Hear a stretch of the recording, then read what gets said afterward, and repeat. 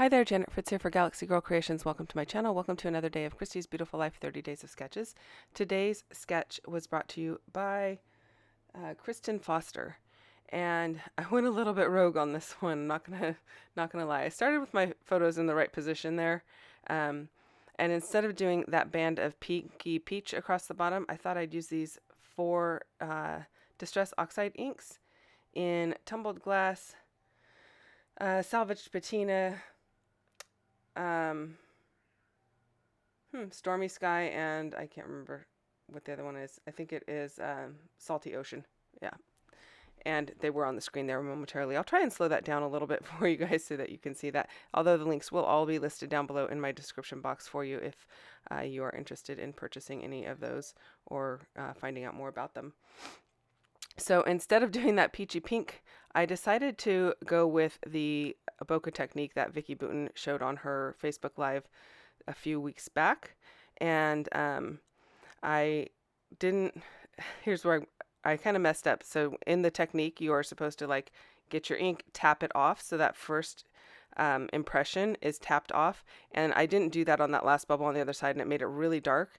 And so I just flipped my paper over and started over. I wasn't really far into it, and I thought, oh yeah, don't forget to tap off that ink so that you don't end up with a big dark splotch. And so I'm liking this a lot better. It doesn't have that dark blue splotch. These little circle templates are a template that I made. I just put a piece of acetate into my silhouette. And actually, this is not even acetate. I don't know what this material is. My son brought it home from work one time when he was working at Tap Plastics, which does like all the acrylic and all that kind of stuff. He brought home some of this material for me to check out. And so I tried it this way, but it works better with acetate because these are a little bit more flimsy, so they get caught on the brush every once in a while and get pulled up. But the acetate works really well. I stuck it into my silhouette and I cut circles. I kind of made a grid of squares and then cut circles in the middle so that I would have these little squares with the circles. And I started at about 2.5 inches and then went down from there by 1/2 inch increments.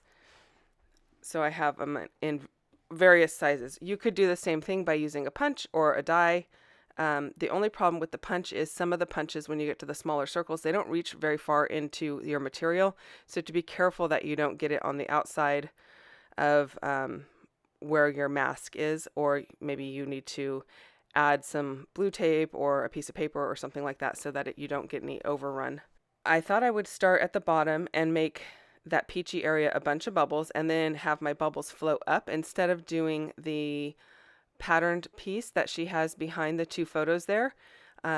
I was just going to do bubbles to continue the bubbles going up, and then I kept going up and up and up, and so I went a little bit rogue. You can kind of still see the sketch in the finished product with the majority of the bubbles across the bottom and then more bubbles across the behind the photos, but I am going to end up doing a really large photo mat with using a ton of just paper from my scrap bin.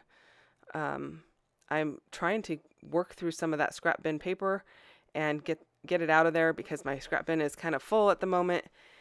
So yeah, I'm just going to keep working on it and see what happens. See if I can use up as much as possible. So it's kind of funny that I have my inks all the way up on the upper left hand side and I keep reaching over to get my ink, when really it would have been easier to put my inks to the right hand side, and I am going to end up moving them here shortly. So basically, once I pick up the ink, what I want to do is I tap it off, and then in a circular motion I'm trying to apply it to the circle, kind of leaving a little bit of area in the center of the circle that doesn't necessarily have as much ink. And that's how you get that kind of bokeh look. For a really detailed description of it or video of it, I can try to put a link to Vicki Boutin's video on her Facebook group teaching how to do this technique. She taught, I don't know, 3 or 4 different ways on how to do bokeh techniques. I don't always watch her videos, but I knew I wanted to do something similar for these two photos of Noah in the bathtub, and just tons of bubbles, and his mom's in the tub with him. So it is a selfie that she took, and I did get her permission to use it before I put it up here. So rest assured that it's okay to share it with you. So the link will be down below in my description box if that is of interest to you, along with, like I said, the links to all of the other products that I am using today. Also, another little tip is when you do one circle, you go ahead and do another circle or two even before re-inking your pad again. That gives you your second or third generation, like it's almost like second and third generation stamping, but blending. It's just a lighter version of that same color. And so it gives you a lot of depth and interest in your bubbles because they're not all the same color. And I think it looks really cool. I love where the bubbles kind of intersect. You can kind of see both colors or both bubbles represented, and I think it's just a lot of fun. It's a neat technique. It would be really awesome for like bubbly champagne. It would be awesome for one of those bubble runs or whatever they're called, or one of those foam parties that were super popular back in the day. I think a lot of people did those in Mexico and all that kind of stuff. I don't know. I didn't do any of them, but I heard a lot about them. They seem to be very popular. So there's just a lot of reasons this could be really fun. Even just, pictures of your kids blowing bubbles at the playground or in the front yard or whatever. So lots of fun ways you could do this. And I really like the way that it turned out. And you know what? You kind of get like a lot of bang for your buck because this really just takes a sheet of white cardstock and 4 ink pads. You could use blending brushes over blending the blender foam pads. That would work as well. Actually, I think the brushes work easier, but I didn't have this many in blue, so I didn't want to keep redipping into different ink pads once I was in one ink pad with my blending brush. So I just went with the foam pads. So I'm liking the way that it's looking, and I'm going to just add a couple more just to kind of finish it off, and then I will start doing some layering. Now I'm going to end up with, like I said, a lot of layers, but I don't know why I taped those down. Maybe just to kind of get the placement. I'm not really sure what happened there, but this is where I decided to go ahead and pull out all of these papers with the varying blues and green, like turquoisey green colors represented. Anything that matches any shade of those bubbles is what I kind of pretty much pulled out. And then I'm just going to start layering, and my layering is I'm going to end up with 10 or 11 layers of paper behind my photos, and I don't feel like the paper has to go all the way around.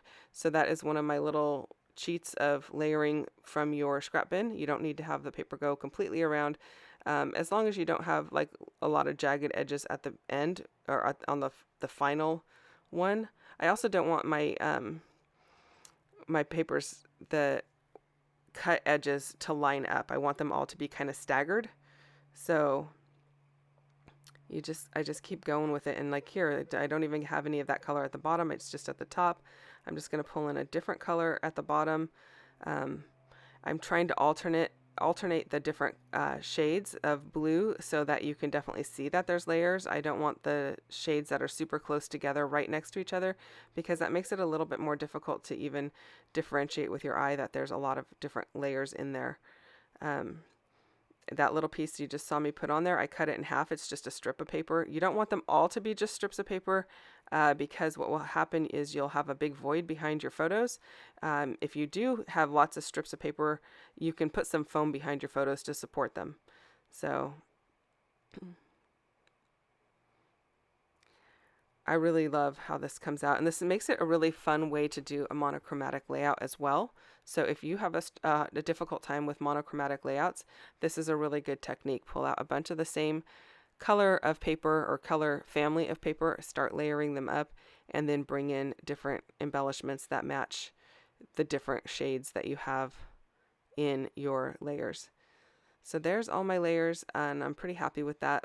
There's a couple of them that have like a white background, but they have like little tiny blue hearts on it or whatever. So it doesn't even have to be all blue. You could have things that have a white background or whatever, but as long as it's got something that's going to tie into the colors in your background paper, that's what's important. So the little tiny strips that I'm putting there, this is where I go rogue again. I had originally, you saw me just put the papers up to the upper right hand side, which is where she's got hers in the sketch, but I went just in a column instead. And the paper that is white that has little tiny dots on it, those are little tiny hearts. And so I knew I wanted to bring that paper in because I thought it was really cute. You don't see hearts that small in scrapbooking paper very often. So my little strips of paper, I want to kind of bring in 3 different patterns or tones. So I've got one that's more green, one that's more blue, and then I've got the white that has the really like true blue hearts on it. When I say true blue, they're like a royal blue, versus the other piece that is on that in the other strip has more of like a grayish blue. And then at the top, I brought in 3 different colors. So then I had these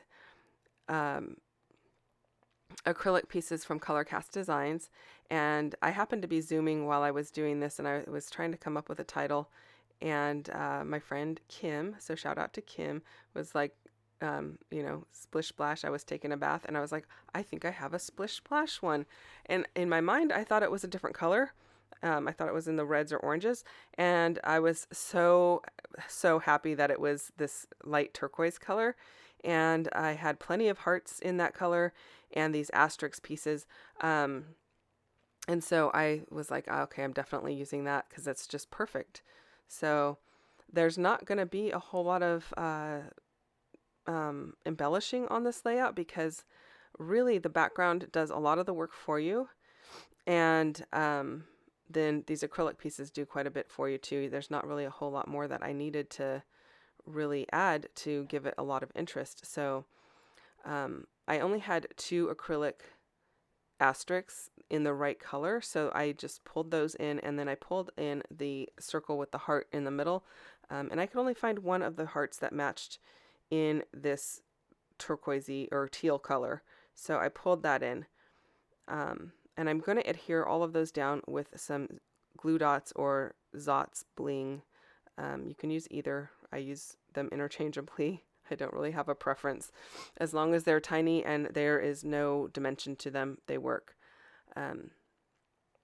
So I just pulled all the backings off of the acrylic pieces. They always come with a backing off on them.